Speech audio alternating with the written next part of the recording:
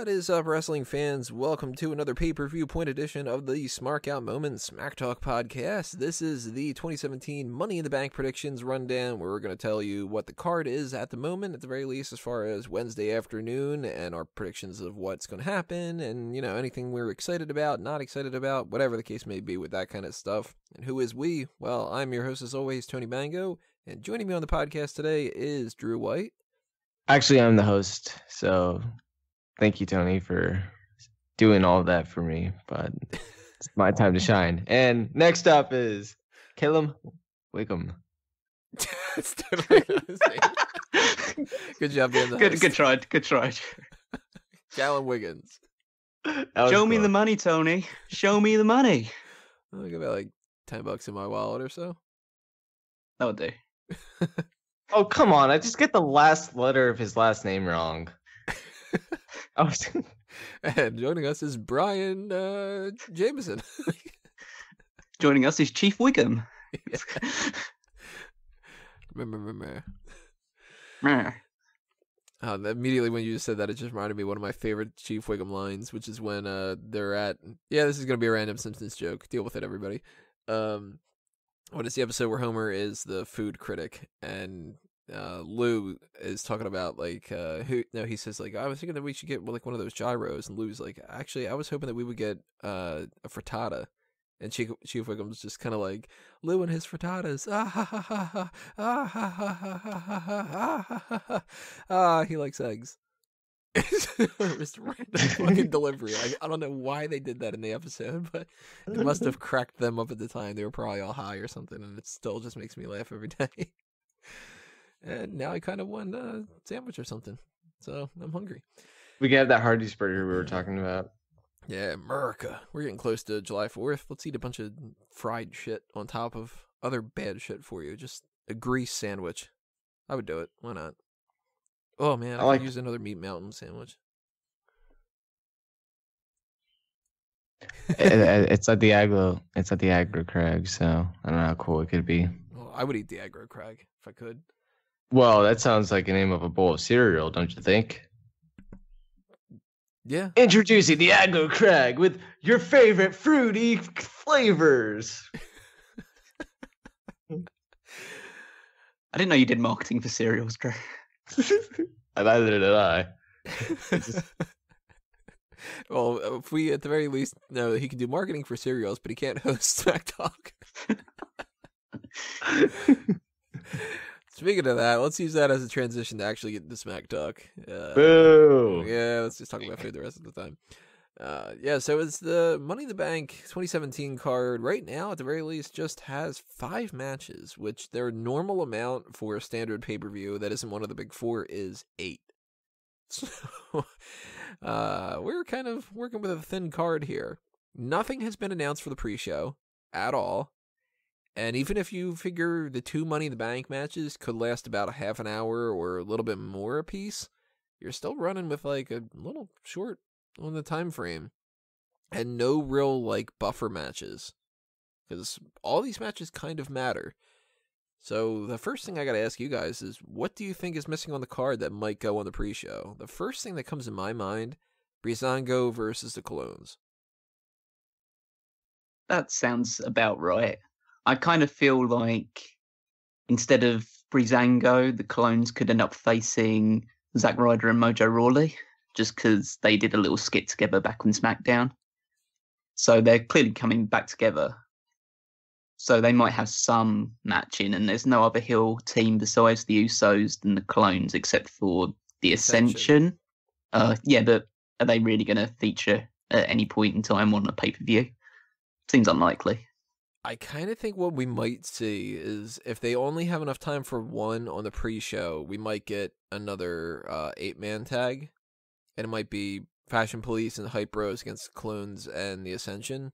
But if not, and they can split it in 2, then I think we'll get Hype Bros beating the Ascension on the pre-show, because that like doesn't matter at all. And then Fashion Police versus Clones as a buffer match on the main card. I think that might end up happening. But we still don't have Ty Dillinger, Aiden English, Luke Harper, Eric Rowan, Sin Cara. American Alpha. Who gives a shit about Sin Cara? American Alpha. Yeah, American Alpha hasn't been doing shit And lately.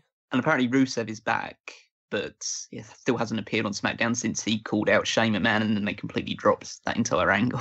You know, they could easily throw a Rusev match on the pre-show. Just have him like go out to cut a promo about how shitty he is, and then some lame-ass jobber comes out there to challenge him. Let's say it's James Ellsworth for the hell of it. And then bam, that's your pre-show match. It could happen if they want to try to focus a little bit of attention on Rusev, but I think Rusev's staying until the next episode of SmackDown. Smack Talk. Yeah. Yeah, he's a special guest.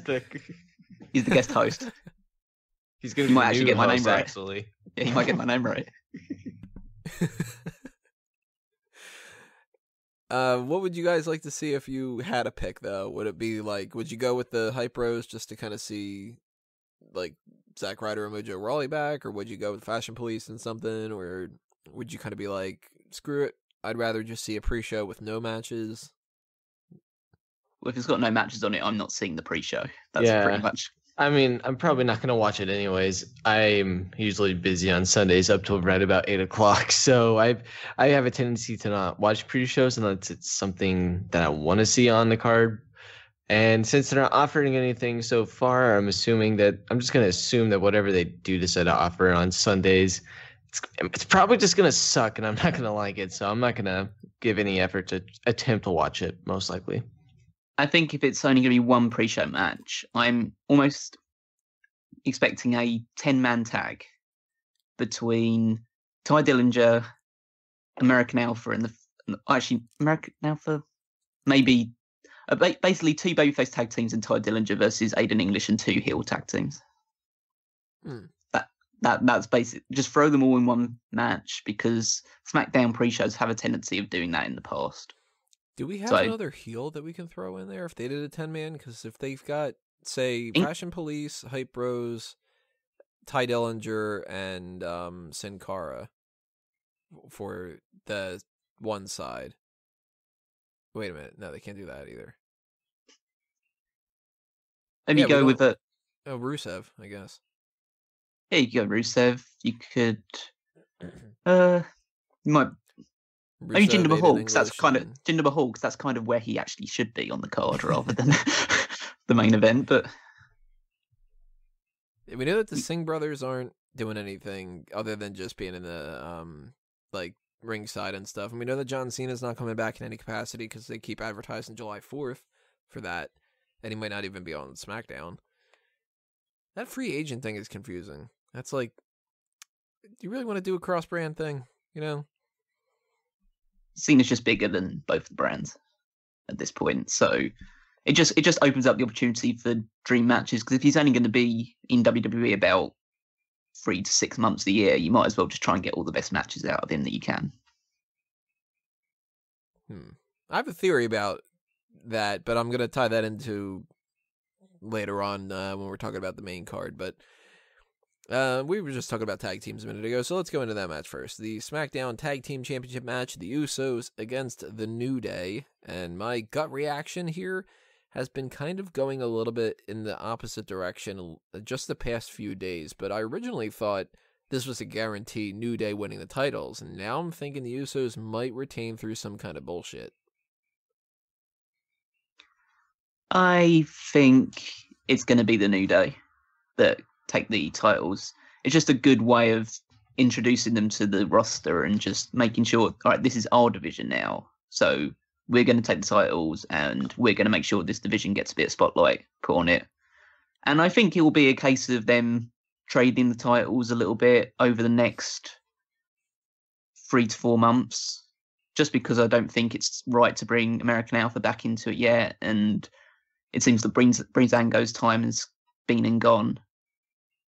So I think these are the two teams we're going to be seeing quite a lot of between now and maybe even Survivor Series. So it makes sense to start it off right by putting the titles on the New Day. What do you think, Drew? You think we're getting new tag champs, or? I hope so. I'd much rather see the New Day with the titles than the Usos. And it's kind of a shame because just a few years ago, the Usos were the biggest tag team in wrestling. And those days are, there's still names, I guess, at the younger crowds. But man, I just can't get into him anymore. It sucks, but oh well. But hopefully the New Day wins, and if they don't, it'll somehow be okay. You're not into that day one ish. Listen, if it was day 2. I do have that T-shirt design up, day 2-ish, and another one that says New Day-ish. I prefer day 1 is H. I'm on that day 7-ish because that's the day of rest. So that's the day I'm on. I do like the day 1 is H stuff that they've been doing because it's just kind of like, it's pretty funny, you know. And it's like, what did he say this week? It was like, it's more G for gross. Yeah, that's a good one, Dango. Like that kind of thing. I think it was Ben Guest that just said, I don't know if it was on a segment like that or if it was a segment of the Bear one where he's just like, wrestling's weird. And it's like, yeah, it really is. Just have the fashion police come out and be like, yeah, your day 1 is G. Like, how do you type that out when you're explaining, like, to somebody who has no idea?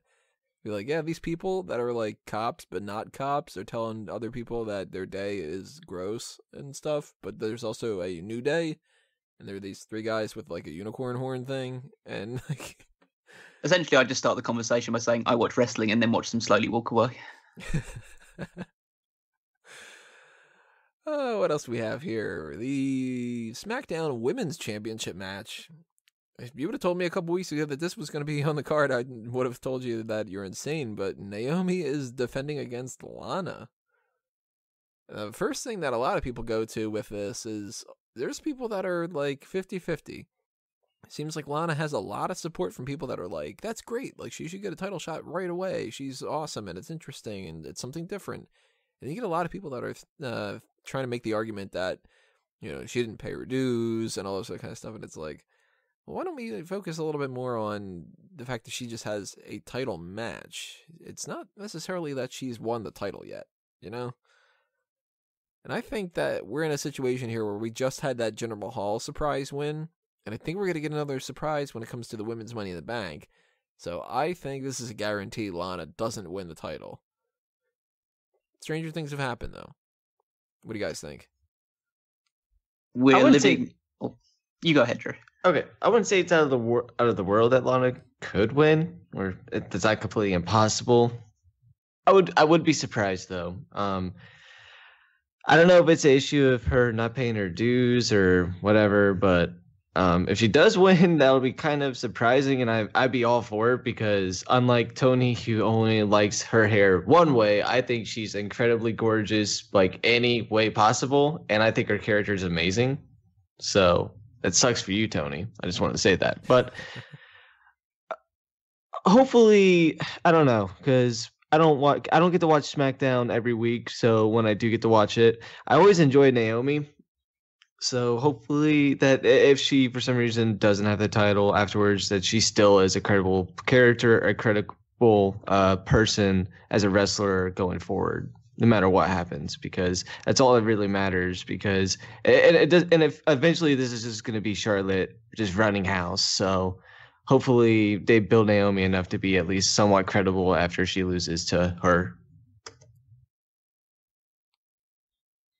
Callum, you got a one way or the other that you're leaning here? Should Lana win? Should Lana not win? What do you think? I don't think should comes into it. Lana's winning the title on Sunday. There's not a question in my mind that Lana's winning the title, because the reaction that she got when she came in, the fact that it's her first match, if this was just she'd been wrestling for a little while in SmackDown and this match came up after that, the fact that this is her first match and it's for the Women's Championship just screams to me that she's winning the title. Because they do this shock value stuff, and they've just done it with Jinder Mahal, and I know that might be an argument saying that they won't do it again. I think that just makes that point even more evident that that's what they're going to do. Well, if Lana starts coming out with like Jinder Mahal's theme and doing that whole thing, that's going to be quite strange. It'd be quite a like an international title scene on SmackDown if that's the case. But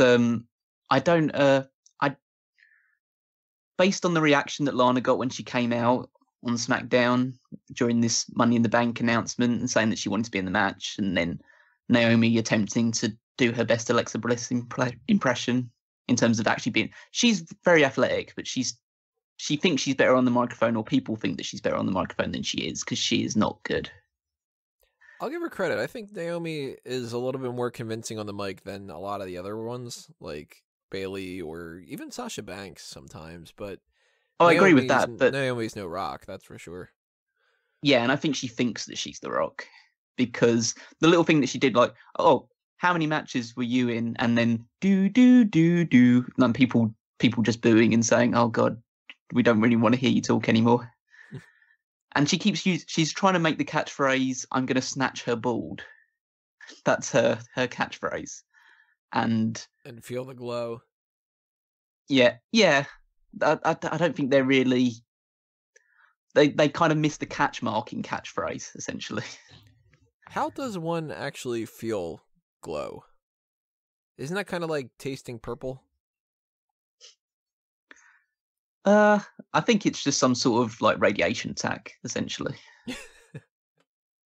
It just burns. That's it. That's the only explanation I can have. But yeah, I think I'm convinced Lana's winning the title on Sunday. It wouldn't be the end of the world, but I would be a little bit disappointed if Lana won, unless she's been training so hard that she's actually like really good in the ring. Oh, she's going to be dog shit. She's going to be terrible, but she's still going to win the title. And it doesn't matter. It doesn't matter. I think she's more over than Naomi. She's better on the microphone. She gets a louder crowd reaction. So it doesn't matter. It doesn't matter how bad she's in the ring. She's the worst wrestler on SmackDown, probably. So, quick thing really fast. Do you think there's any chance if this match is after the ladder match that there might be a cash-in? No, not a chance. You don't think there's a chance? I think there's like a 5% chance, and I think the main reason why is because they don't want the women's Money in the Bank to be done by the end of the night.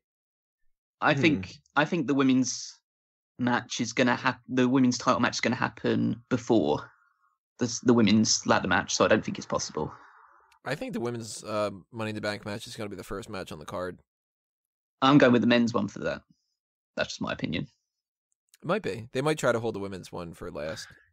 Or second last. I mean, it depends on where they want to put the WWE title match. But I'm thinking that that's going to be the final part of the night. Because then, they kind of leave it open. It's like, it might happen, might not, that kind of thing. But, yeah, I think that, then we might as well kind of transition this into the women's Money in the Bank ladder match, too. But I think they went through the effort of creating a brand new briefcase, and it's going to seem kind of like they're rushing it and getting it out of the way if they sort of have like the cash-in happen. I don't think we're going to get a cash-in happen until around SummerSlam. And, I mean, if you're not aware of who's in the match, a quick rundown here. Excuse me for a second. There you go. I'll try to edit that out later if I remember to. And I probably won't. So you're going to just hear me cough for no reason. The lineup for this is Becky Lynch, Carmella, Charlotte Flair, Natalya, and Tamina. And I'm going so far as to say, not only do I think that there's a standout person that I think is going to win, I think it's about like an 80% that I'm going to bet, if I were going to bet on anybody, Carmella gets this. I am in complete agreement with you. I think the only one that really makes sense to be carrying a briefcase is Carmella, because technically James Ellsworth. He'll be carrying that. He'll be carrying everything.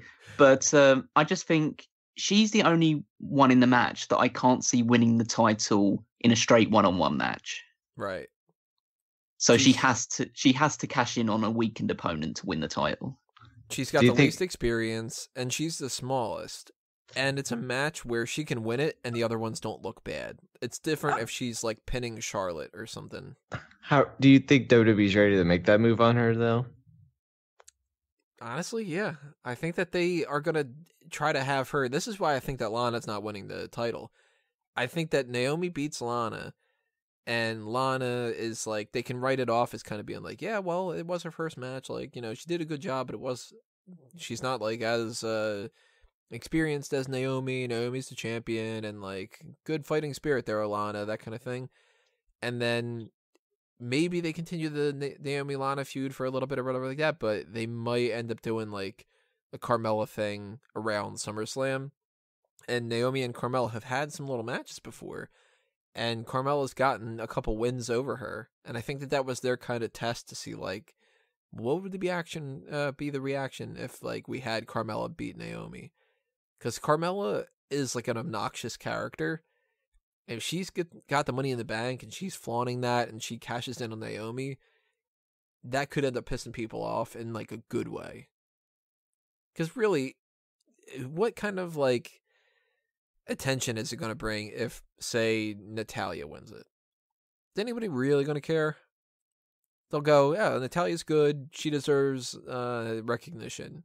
But she sucks on the mic, and her character's pretty bland. And you can take somebody like Tamina, who I'd be cool with Tamina winning this, because I kind of want her to get a title reign at some point. But nobody really cares about Tamina either. So Becky Lynch and Charlotte are baby faces. Charlotte is kind of the thing where, like, if she does that, we're just back to square one again. And if Becky does it, what is she going to do? Challenge Naomi a month in advance for the title at the next pay-per-view? Waste. I'm going. Obviously, Carmella, I think, is the favourite. Charlotte is the only one that really stands out as a possible contender, just because they're doing the thing with her that she's the multiple-time Raw Women's Champion. She was the final Divas Champion. This is her first match of a Money in the Bank for the women, so it would make sense that she is involved and she wins it, because it follows the pattern of her being in the first Hell in a Cell match, Women's Hell in a Cell match, first Women's Falls Count Anywhere match.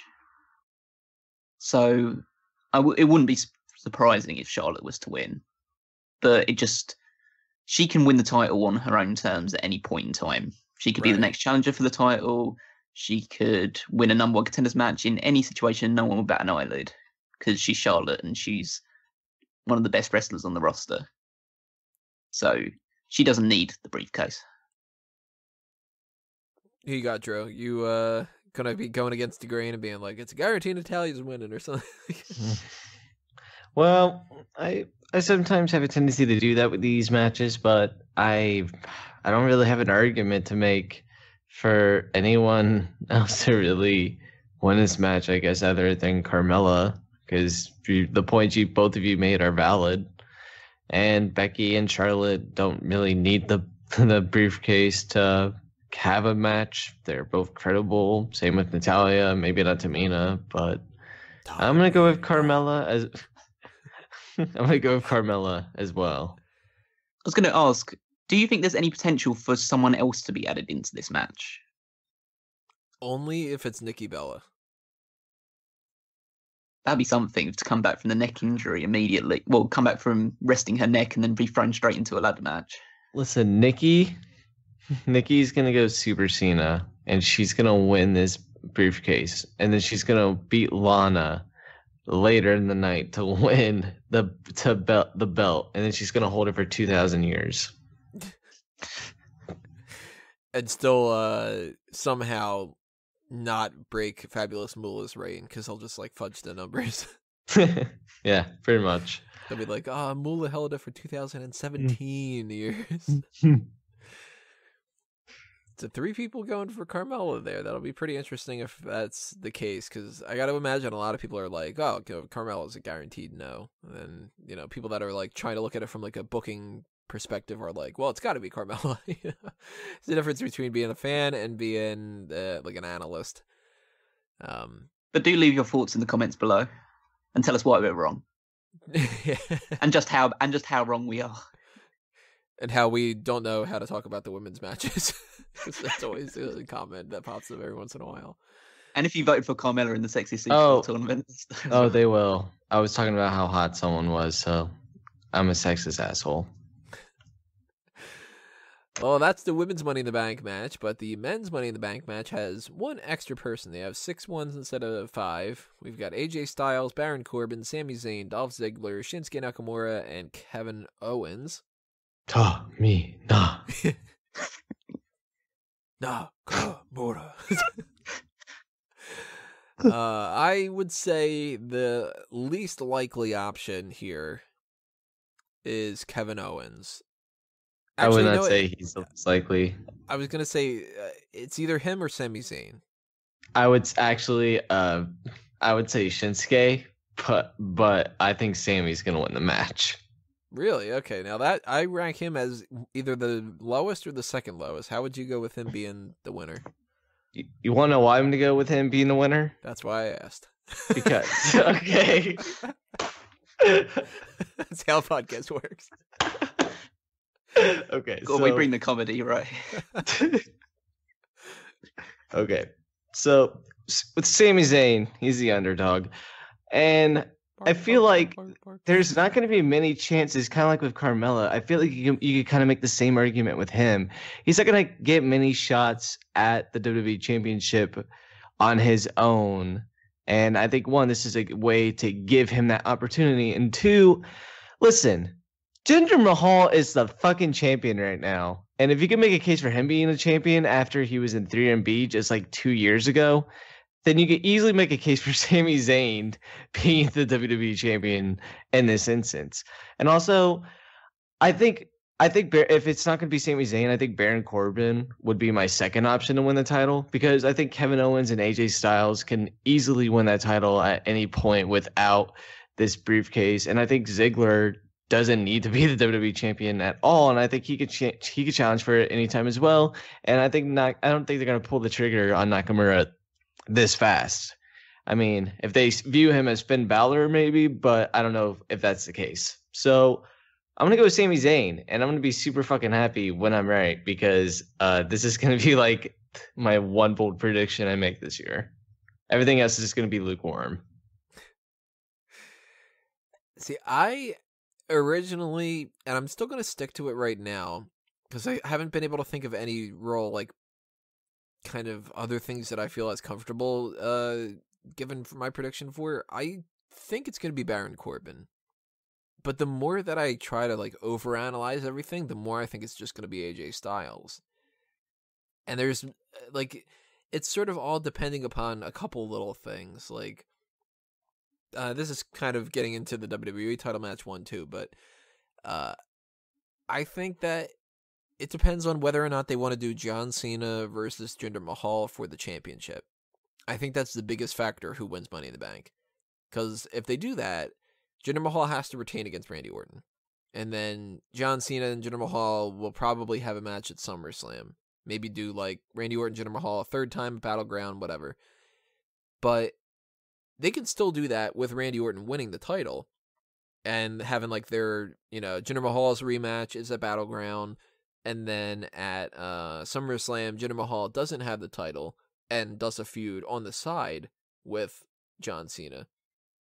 Because I partially think that whole July 4th thing is going to tie into him being like, you keep talking about, like, anti-American stuff, and I'm very pro-American, whatever. So I think that they were going to get a John Cena, Jinder Mahal feud going forward. But Baron Corbin winning the title doesn't seem like it's on the cards in my mind. Because if they just gave that title to Jinder Mahal, they give it back to Randy Orton, I do think we're going to get Baron Corbin versus Randy Orton. But him winning Money in the Bank and then winning the title, that's a little bit strange. And it's I kind of going like 50-50 about a couple things here, because it's sort of like, let's say we get Randy Orton beats Jinder Mahal, and they do their rematch at Battleground, and Rusev, for instance, fights Randy Orton at SummerSlam for the title. Baron Corbin can win the title from Randy Orton around, like, No Mercy or whatever. I think that's probably coming up around there, like Hell in a Cell, something around that. Randy Orton's not going to beat Baron Corbin for the title back again. So then you got either AJ Styles and John Cena beating Baron Corbin, and one of those going into WrestleMania with the title. AJ Styles winning that, I don't know, because I can't necessarily see them having Shinsuke Nakamura fight for the WWE Championship at WrestleMania next year. John Cena, maybe, but I still think we might get John Cena versus somebody else. And it's like, I don't know, that's all real tough. And I look at Kevin Owens with the United States title, and I think, all right, he's not going to win it. Because at that point, you're not going to give the United States title and the briefcase to the same person. They've done it before. They did do it before, but I don't think they're going to do it again. And it was awesome. And I think Nakamura is way too easy to go with. I mean, he just was the only person posing with the title, with the briefcase at the end of this week. And isn't that a little bit too quick too? You know?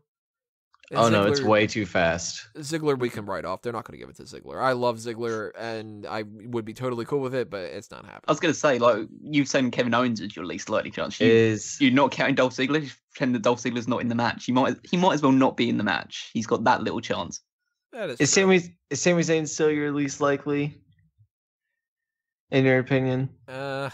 Well, I mean, at the bottom of the barrel, it's Sami Zayn, Dolph Ziggler, and Kevin Owens. Those three are just like, I'm not even entertaining the idea that they'll win it. Okay, Dolph Ziggler could start the match right at the briefcase and he still wouldn't win it. Okay, can I just say, it's been about a year since they've done the Sami Zayn, Kevin Owens feud. I think they could easily do that for one fucking week or for one pay-per-view, and that would be fine. Because really, I think Sami Zayn deserves a win over Kevin Owens at some point, and I think this is a quick, easy way to give him something to do at Battlegrounds going in to SummerSlam for each one of them. I'd be cool with Sami Zayn beating him for the United States title. And actually, Zayn beat Owens at Battleground last year. So. See, but would it be better if Kevin Owens somehow won the WWE title at some point and Sami Zayn beat him with that briefcase? I'd be totally down for it. But no, he's not he's one of your bottom barrel guys. You can't be on board with that. It'd be a bottom barrel guy. Come on. There's a difference between if I like it and if I think they're gonna do it. Because if you go with what I like, then we'd be having a whole lot of random ass things happening. Braun Strowman would have been the champion like 5 months ago. Strowman would have won it on his first night for me. The first time where he said, "I'm not finished with you," I would have been like, "Yep, here's the title. Just even if it's the fucking cruiserweight title, just here. You need a belt." And I think it was Wago that brought up the idea of like, you want to get people to watch 205 Live, have Braun Strowman just beat the shit out of everybody, and like, yeah, all right, cool, I'm down. Like, more like 205 Dead. So I'm leaning. It's either Styles or Corbin. And it's kind of like, well, who do they want to go into WrestleMania as a champion? You know what? Yeah, I'm going to go Baron Corbin. I'm going to stick with my original thing. Baron Corbin's going to win this. Well, I guess I'll move on to my picks now. I'll go with my three people that I think have zero chance of winning it, which are Dolph Ziggler, AJ Styles, and Shinsuke Nakamura. Boo. I don't think any of those three, it doesn't make sense for any of them winning it. Dolph Ziggler because he's Dolph Ziggler. Shinsuke Nakamura because it's too soon and he hasn't established himself on the roster yet. And AJ Styles because he's the biggest main eventer on SmackDown, full-time main eventer on SmackDown. So he doesn't need a briefcase to get a title match. Can't you see him posing with that, like how he does that, the arm movement where he's got the briefcase? It would be pretty cool. If you'd indulge me with a little bit of armchair booking, it would be what I would want to do is I would have Kevin Owens win the Money in the Bank because he's a heel and he's already a champion, and it's something that he hasn't won already. So I think it's something that you can use to build him into the main event that he probably should be at this point in his career. I would have some sort of long stat. I would have Jinder Mahal, now that he is champion, hold it for a while. Beyond SummerSlam, probably even towards Survivor Series. You build Sami Zayn up in the meantime to win the title, which I know sounds completely irrational at this point in time. You have Zayn win the title. You have Owens cash it in on him as soon as he wins the title. Because it's so much history in that feud, it makes so much sense for Owens to screw Zayn over one more time. Just when Zayn has hit the peak of his entire career, Owens takes it away from him. And then you can build that feud, or probably more likely in WWE's case, they'd build a feud between Owens and Cena or Styles for WrestleMania over the title. That's what I would do, but they're going to give it to Baron Corbin because I'm almost certain that Baron Corbin's going to win it, just because they have high hopes for him from anything that I've read and seen, and he's booked quite strong. But he's not strong enough that he can't win the title without some sort of chicanery attached to it. At least for his first title. For his first title, if he's going to beat someone like AJ Styles or Randy Orton or John Cena for the title, he's going to have to do it by knocking them out with a briefcase and beating them up in after 30 seconds or something like that. It always bugs me when somebody wins like the top title without ever winning an Intercontinental or United States. So I always kind of, even though they don't seem to mind, I always twinge at the idea where I'm like, Baron Corbin should have won the Intercontinental from Dean Ambrose. You know what I mean? Like, I think it works for the right person. I think Lesnar was right to never get the Intercontinental or United States title. And I think people like The Undertaker is right for them to go straight for the main title as well. Corbin is someone that probably could have used the mid-card title, like a short reign for a few months to establish himself. The fact that he hasn't, I don't think will hurt him in the long run, even if he does win Money in the Bank. Because Money in the Bank is almost akin to a secondary title. That's true. Because it's kind of like, it's even more so because winning an Intercontinental and United States title nowadays is no guarantee that you're going to be moving on to the World Championships scene anytime soon. Some people just get there and then they hit their ceiling and stop. Money in the Bank is basically saying, in most cases, that we have plans for you to be WWE champion in the future. Yeah, it's kind of like a step above what King of the Ring used to be. Exactly. So and I think that does make sense. The idea is that I'm hoping that the person who wins this, I'm kind of thinking if Baron Corbin does win it, they don't have plans of how they're going to have someone cash in the Money in the Bank for the title. And they'll have him hold the title for a while until it feels right. You kind of get that feeling when Damien Sandow won the briefcase. I don't think they had any ideas about how and when he was going to cash it in to win the title. Then they just got real impatient and said, fuck it, how about he loses to Cena? Yeah, exactly. Fucking waste. God damn it. So I think if Baron Corbin wins it, that's a sign that they don't have a clear idea about how he's going to cash in just yet. Whereas I think if someone like Kevin Owens wins, I think they have an idea about what they're going to do. What would you guys say is the absolute least, your least favorite thing that you would see happen here? Because I would go with Shinsuke Nakamura. I really don't want him to win this. And it's not because I don't like Nakamura, because I do like Nakamura. But, I mean, I just said a minute ago, I don't like it when people skip the mid-card. And I'm like, shit, this guy's only been in the company for like a year and like 3 months or so as it is.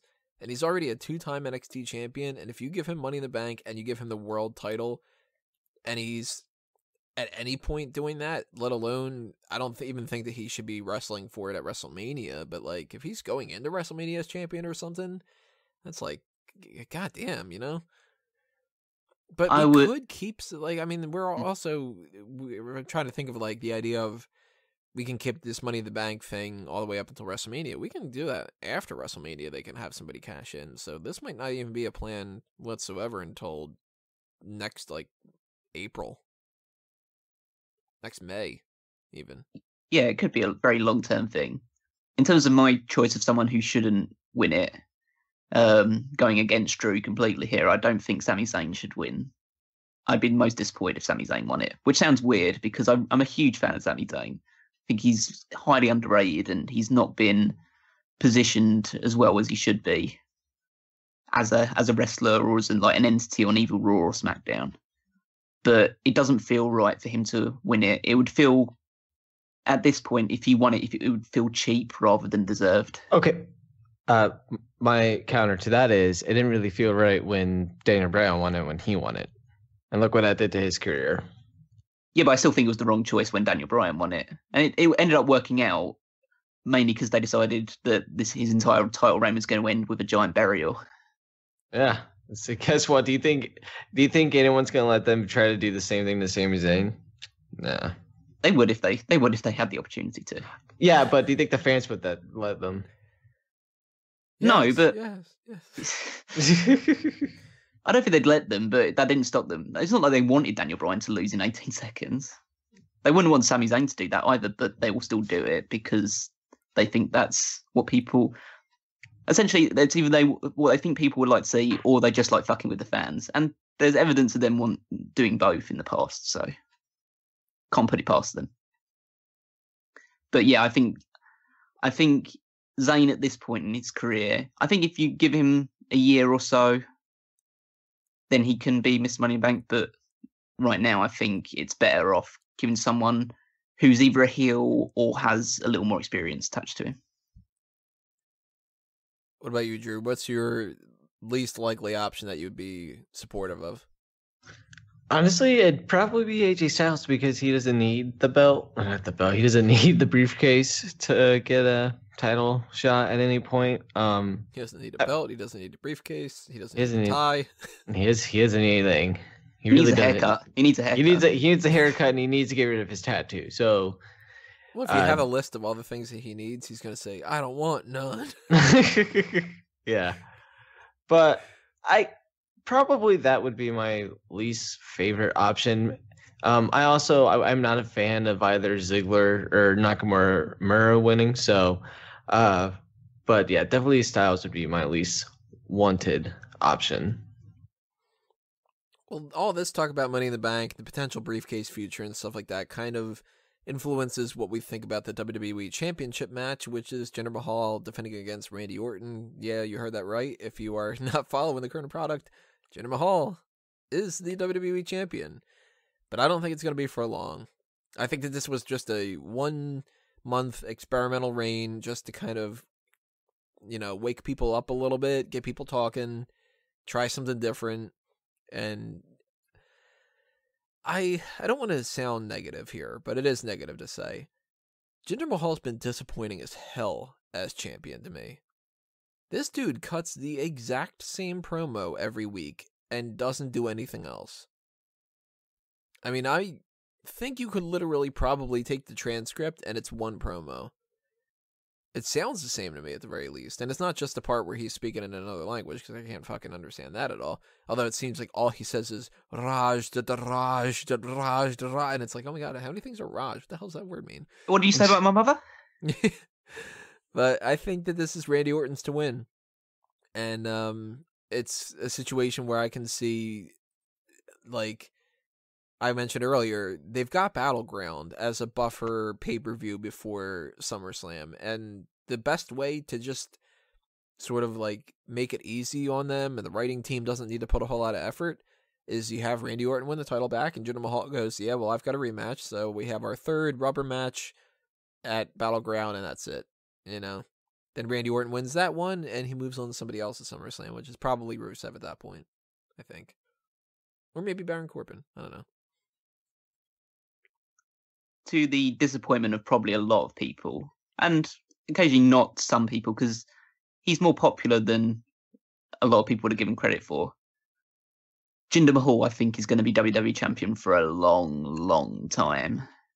I'm talking 6 months. He's going to hold that title because they've decided to do this experiment, rightly or wrongly, in my opinion, wrongly. But I actually disagree with your assessment of Mahal. I think they're pushing Mahal hard. They are trying to make him a real champion after being a jobber for so long. They're giving him some real special treatment, especially with like the set designs that he comes up with, the traditional rugs and the graphical red carpet that pulls out when he's making his entrance. They're giving him a real go at being a big superstar. And I think that's indicative of him holding the title for a while. Whether it's until SummerSlam, I'm thinking that he's going to hold it until about Survivor Series. I think, and I do agree with you in saying that he's going to feud with John Cena, but I think he's going to win the feud with John Cena as well. Which sounds ridiculous to say that Jinder Mahal is going to beat John Cena. And go into it as champion, having beaten Randy Orton. Yeah. It's like a hell of a year at that point, The thing with John Cena is that John Cena's next title reign will be his 17th world title reign. So you need to plan that out in advance about who he's going to be, where he's going to do it, and what the atmosphere is going to be like. I don't think you can... If you're going to have John Cena beat Jinder Mahal for the title, Jinder Mahal's going to have to have been champion for a while. It can't just be 2 or 3 months long. He needs to have been an established world champion to make it a meaningful enough event for John Cena to, all right, I won my 74 title against Jinder Mahal. It's a damn shame that Mahal didn't win the title in January then, because 6-7 month title reign, John Cena on the 4th of July. I think that would have been a great setting to do that then. That would have been quite good. Do do you think they could still pull that off now? I think Cena's, if he is doing something on the 4th of July, it would be winning the United States title from Owens. But it could be. They could end up doing that. He could do another one of those new Face of America Open Challenge things, and John Cena jumps in on that. Yeah. Feels like that's what that's building to anyways. And the odd thing is, even though I'm highly against Jinder Mahal being WWE champion, I think it's still, even though he has been given a lot of treatment, I think he's been booked rather well since becoming champion. I disagree with your assessment of him. It is the same promo, but I think he's getting better. And it really pains me to say this because I fucking hate the fact that he's champion. But I think he is getting better. And is it bad that I hate the fact that Jinder Mahal's champion, but I don't want Randy Orton to win it again. I can't live in a world where Randy Orton's a 14-time WWE champion. I think a lot of people would say the same thing as well. But I don't know, maybe their plan is make it a contest between fucking Randy Orton and John Cena, and if that's the plan, then SmackDown is going to be a fucking hellhole for people for the next few years. And then WrestleMania. So this is what we do. I got it. Randy Orton beats Jinder Mahal. That's number 14. Baron Corbin wins Money in the Bank, cashes in on Randy Orton. Randy Orton beats Baron Corbin. That's number 15. We have our feud with like AJ Styles or Kevin Owens or somebody. They beat Randy Orton. Randy Orton then beats them again. Number 16. And then they go, okay, oh my God, everybody's going to love to see John Cena versus Randy Orton at WrestleMania for who becomes the 17th. Well, Randy Orton can't become 17th, can he? No. So this is what you do. Sami Zayn gets a surprise win over Randy Orton at some point, which Kevin Owens gets very upset about, and injures Sami Zayn completely, and he has to vacate the title, which leads to a tournament, which Randy Orton and John Cena meet in the finals at King of the Ring. And then Lana wins. We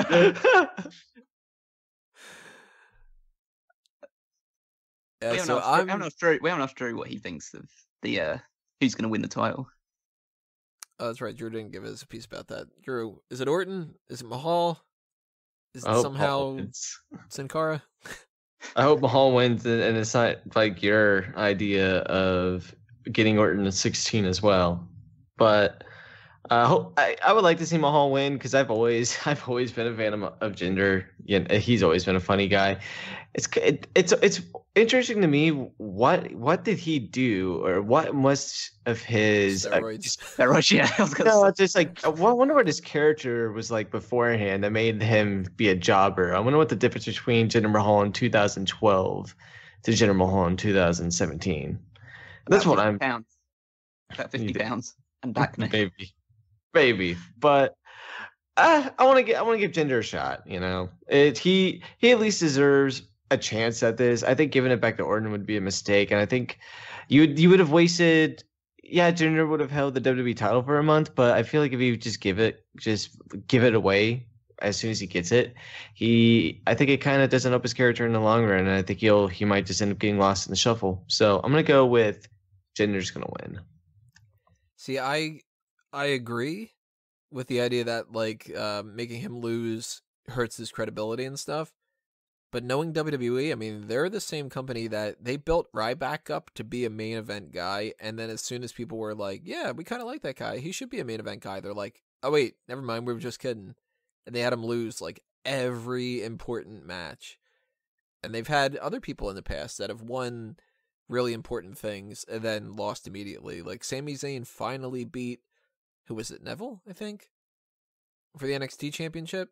And Kevin Owens ruined it. And then Kevin Owens the next month takes the title for him and then continues to just beat him over and over again. Like, they've done that kind of stuff quite a bit. We're talking about the same company that made Jinder Mahal champion. Yeah, they could easily make Jinder Mahal not champion.